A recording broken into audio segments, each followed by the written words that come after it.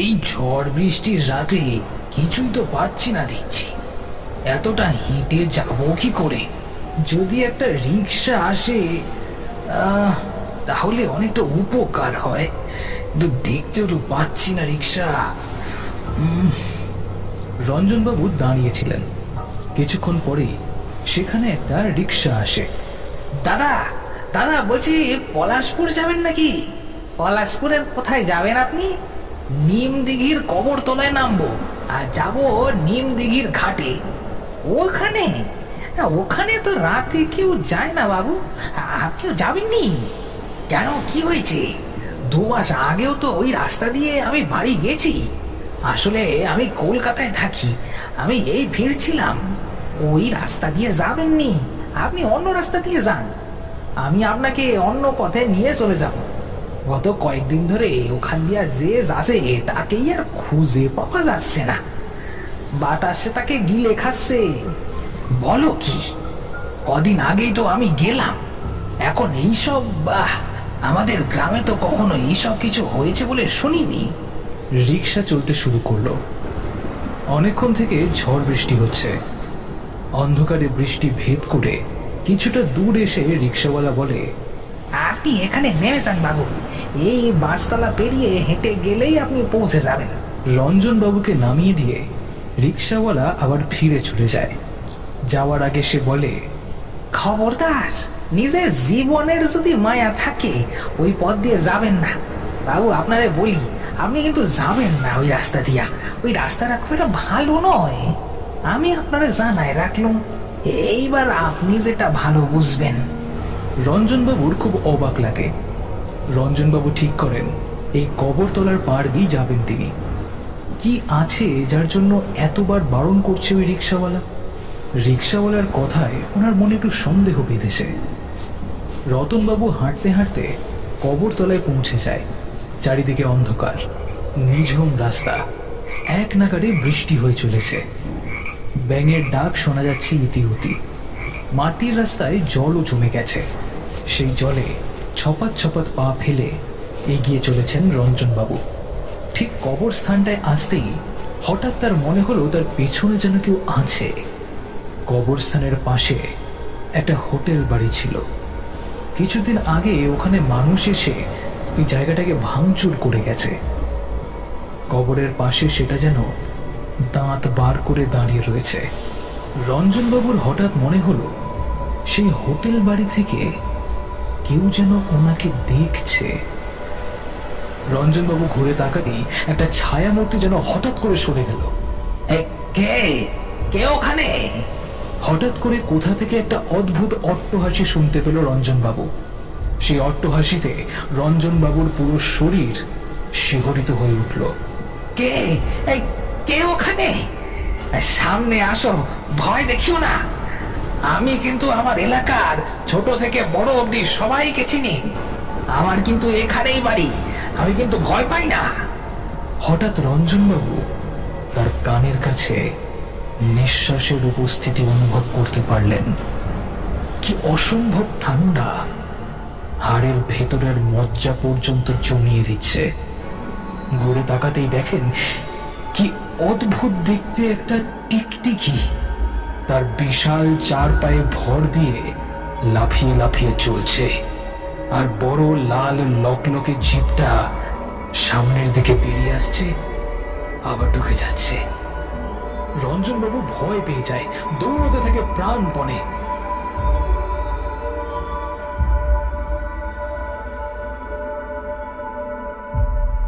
ঠাকুরমশাই খাটিয়ার উপর বসে ধ্যানে মগ্ন। এমন সময় দরজায় টোকা পড়তেই চারি দৌড়ে যায় দরজা খুলতে। দরজা খুলে চারি বলে, হ্যাঁ আসুন আসুন কাকাবাবু, হ্যাঁ আপনাদের কথাই হচ্ছিল। বাবা একটু আগে আপনাদের কথাই বলছিলেন, আর আপনারাও এসে গেলেন। আমি যাই, গিয়ে চা বসাই। এসো এসো, বসো এই খাটিয়াতে। এই আপনি কি করে বুঝেছেন বলুন তো যে আমরা আসবো? এটা তো তোমরা ওই বৈজ্ঞানিক ভাষায় কি জানো টেলিপ্যাথি বলো। চারিমা, এই তেলে ভাজাটা নিয়ে যাও মা, চায়ের সাথে একটু ভালো করে মুড়ি মাখার তেলে ভাজা খাবো। হ্যাঁ, একটু ভালো করে আদা দিয়ে করে আনিস মা। ঠাকুর মশাই, আজকে কিন্তু এসেছি একটু কোনো ভালো গল্প শুনবো বলে। তোমাদেরকে কতবার বলেছি আমি কোনো গল্প বলি না, যা বাস্তব আমার সাথে যা ঘটেছিল তাই বলে থাকি। আর যদি তোমার মনে হয় আমি গল্প বলি তাহলে চলে যেতে পারো। আহা, আপনি রাখবেন না ঠাকুর মশাই, কিশোরী ওইভাবে কিছু বলেনি। কিশোরী তুমিও না মানে কি। হ্যাঁ হ্যাঁ ঠাকুর মশাই, আমি ওই রকম ভাবে কিছু বলিনি। আপনি আপনার অভিজ্ঞতা থেকে এমন কিছু একটা অভিজ্ঞতা বার করুন যেটা একদম অবিশ্বাস্য। হ্যাঁ ঠাকুর মশাই, কিশোরী ঠিক কথাই বলেছে। একটা ঘটনার কথা মনে পড়ছে, তখন আমি সবেমাত্র সাধু সঙ্গ করছি। আমার খুব একটা অভিজ্ঞতা তখনও হয়নি, কিন্তু সাধুর সাথে থেকে কিছু তান্ত্রিক জ্ঞানের অভিজ্ঞতা হয়েছে।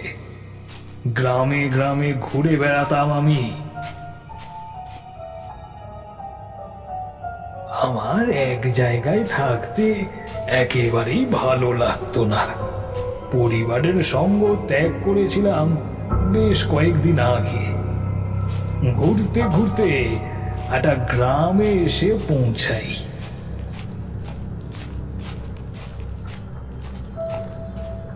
সেই গ্রামে প্রবেশ করতেই আমি বুঝতে পারি গ্রামের বাতাস অনেকটা ভারী।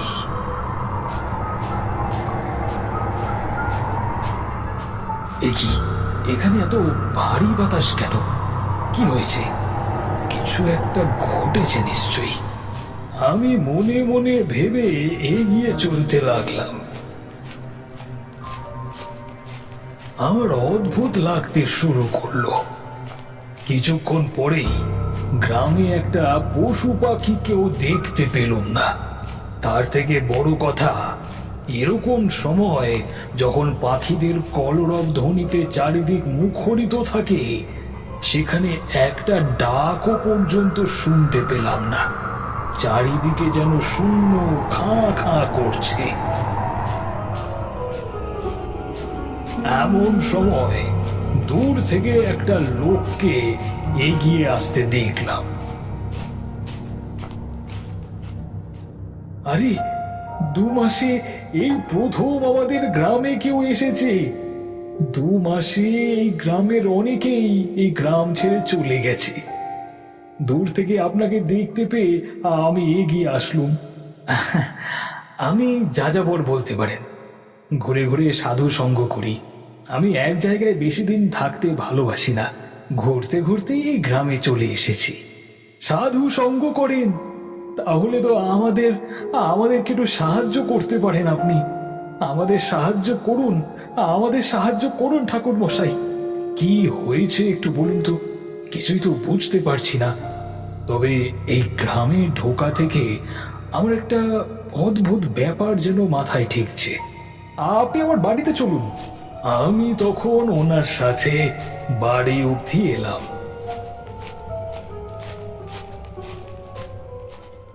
ওনার বাড়িতে বারান্দায় বসেই জল খাওয়া দাওয়ার পর যখন উনি আমাকে সবটা বললেন, তখন আমি অবাক হয়ে গেলাম।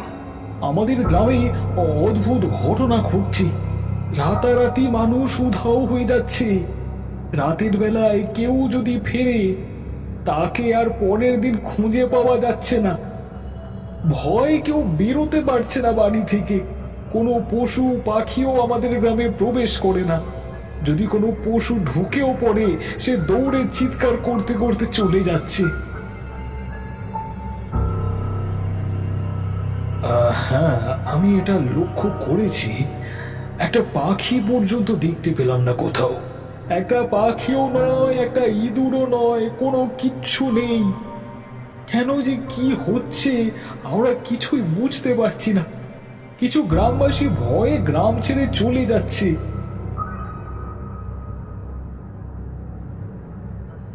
কবে থেকে চলছে এইসব ব্যাপার? 2 মাস আগে হঠাৎ শহর থেকে ফেরার কথা ছিল নন্দবাবুর ছেলে গোবিন্দর, কিন্তু তাকে আর খুঁজে পাওয়া যায়নি। তার পরের দিন রাখাল গরুর পাল নিয়ে ফিরছিল।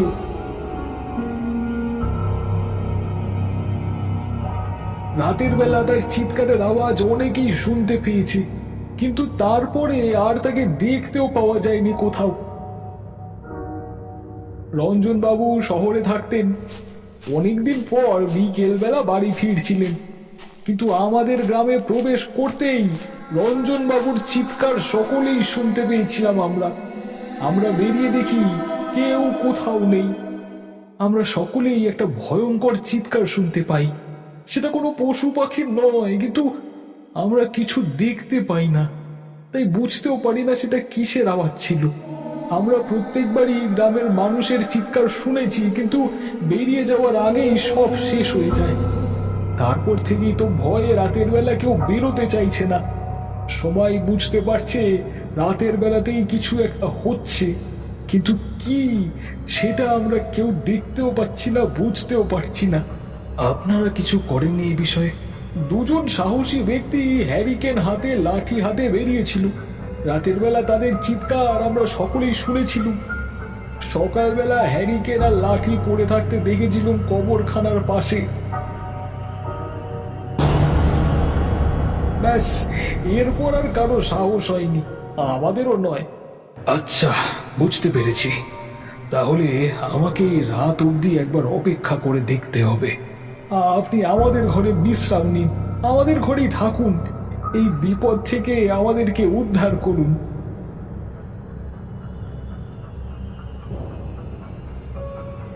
প্রতাপ বাবুর ঘরে বসেছিলাম। জানলা দিয়ে বাইরে পর্যন্ত বিকেলের পরিবেশ দেখছিলাম। হঠাৎ যেন মনে হলো চারিদিক থেকে ঘন কুয়াশা গ্রামটাকে ঘিরে ধরছে।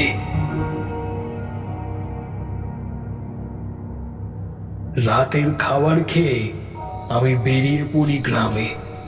হাঁটতে থাকি আমি। বুঝতে পারলাম এই গ্রামের বাতাস আরো ভারী হয়ে যাচ্ছে। ঘুরতে ঘুরতে আমি কবরস্থানের পাশেই একটা বট গাছের তলায় এসে উপস্থিত হই। সেখানে কিছুক্ষণ দাঁড়িয়ে থাকার পর বুঝতে পারি এই জায়গায় বাতাসটা ভারী আর দুর্গন্ধযুক্ত, যেন কিছু পচেছে। আমি চারিদিক ভালোভাবে দেখতে বুঝতে পারলাম কবরস্থানেরই এক পাশে একটা ভাঙা হোটেল বাড়ির ভেতরে কিছু পশু পাখির হাড় পড়ে আছে, আর সেইগুলো থেকেই দুর্গন্ধ ছড়াচ্ছে। হঠাৎই সেখানকার মাটি কাঁপতে শুরু করে, আর এক ভয়ঙ্কর চিৎকার ছড়িয়ে পড়ে। আমি সতর্ক দৃষ্টিতে চারিপাশটা দেখছি, কিন্তু কোথাও কিছু দেখতে পাচ্ছি না। চারিদিকে ঘন কালো অন্ধকার। সঙ্গে সঙ্গে আমি আমার দেহটা বন্ধন করে নিলাম।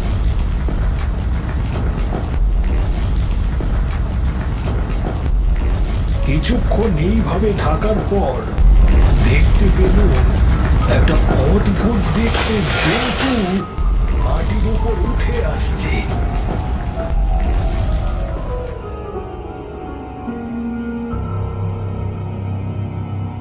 দেখতে অনেকটা টিকটিকির মতন, কিন্তু বিশাল। সে গম্ভীর আওয়াজ করছে।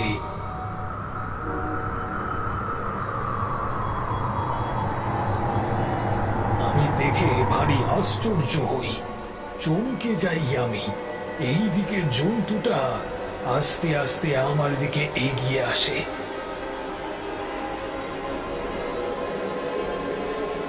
আমাকে স্পর্শ করতে পারে না, কারণ আমার দেহ বন্ধন করা ছিল।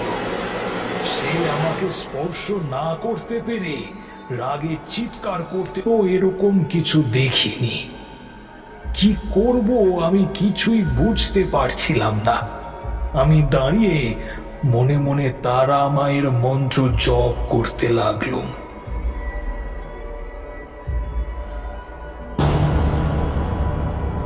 আস্তে আস্তে চারিদিকের ঘন কালো কুয়াশা কাটতে শুরু করে, আর জন্তুটা নিজের ইচ্ছার বিরুদ্ধে চিৎকার করতে করতে প্রবেশ করে যায় মাটির ভেতরে। প্রকৃতি একদমই শান্ত হয়ে পড়ে তখন। পরের দিন সকালবেলা আমি প্রতাপ বাবুদের বারান্দায় বসেছিল। সব কথা ওনাকে বলতে প্রতাপ বাবু চমকে যান, ভারী আশ্চর্য হয়ে যান। সেদিন রাতের বেলা বসে ধ্যান করছিল, হঠাৎ আমি শুনতে পাই এক প্রসন্ন কণ্ঠ। চোখ খোলো তারানাথ, গ্রামের সমূহ বিপদ তোমাকেই উদ্ধার করতে হবে, তবে নিজের ওপর ভরসা রেখো তারানাথ, নিজের ওপর ভরসা রেখো।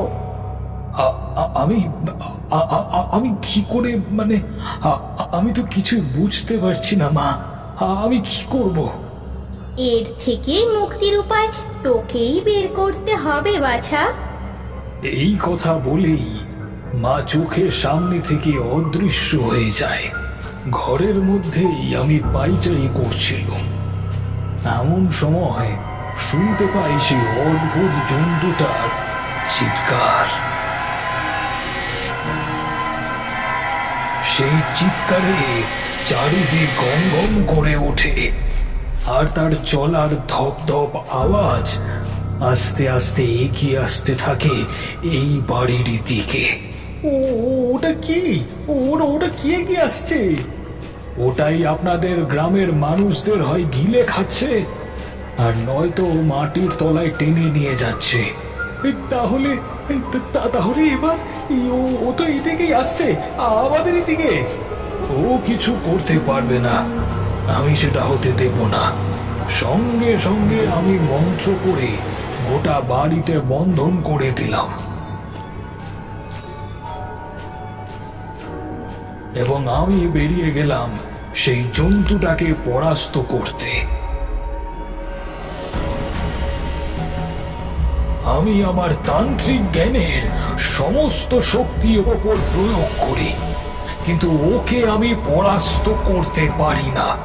ক্ষণিকের জন্য দুর্বল হয়ে পড়ে ঠিকই, কিন্তু আবারও সে আমাকে আঘাত করবার জন্য এগিয়ে আসতে থাকে। আমি বুঝতে পারি আমি ওকে ওভাবে পরাস্ত করতে পারবো না, ওকে মাটির তলাতেই পাঠিয়ে দিতে হবে। তন্ত্র প্রয়োগ করে আমি সেই ভাঙা হোটেলের কাছে ওকে নিয়ে আসি। সে কিছুটা দুর্বল হয়ে পড়ে এবং সেই মাটির তলায় প্রবেশ করে ভয়ে।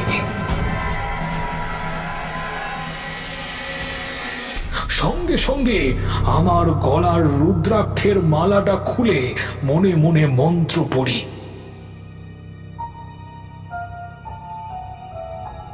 সেই মাটির ওপর রেখে দিই। তারপর মাটির তলদেশ থেকে ভেসে এসে তার ভয়ঙ্কর গম্ভীর চিৎকার। সে ওই স্থানেই বন্দী হয়ে যায়। এই কবরস্থানের তলাতেই ওর অবস্থান। শ্মশান ও কবরস্থান অতি পবিত্র স্থান। এই অপশক্তিকে এতদিন ধরে এসে আটকে রেখেছিল এই পবিত্র ভূমি, কিন্তু এই হোটেলটা ভাঙার ফলে মাটিতে ফাটল ধরে, সেই ফাটল দিয়ে এই অপশক্তি বেরিয়ে এসেছে। তবে তোমাদেরকে কিন্তু একটা কাজ করতে হবে। এই জায়গাটা এখন আমি বন্ধন করে দিয়ে রেখেছি, ও বেরোতে পারবে না। তোমরা তাড়াতাড়ি এটাকে ঠিক করে এর উপরে বানিয়ে ফেলো। হ্যাঁ, একদম একদম ঠাকুর মশাই, আপনি যে আমাদের কি উপকার করলেন বলে বোঝাতে পারবো না। এই তোরা সবাই এই জায়গাটাকে ঠাকুর মশাইয়ের কথার মতন ঠিক করে ফেলো। তোমরা আর ভয় পেও না, ও আর বেরোতে পারবে না। কিন্তু যাতে ও সারা জীবনের জন্য ওই পাতালেই বন্দী হয়ে থাকে তার জন্য এই ব্যবস্থা। বাপরে বাপ, তার মানে ওই শক্তি এখনো সেই পাতালে বন্দী?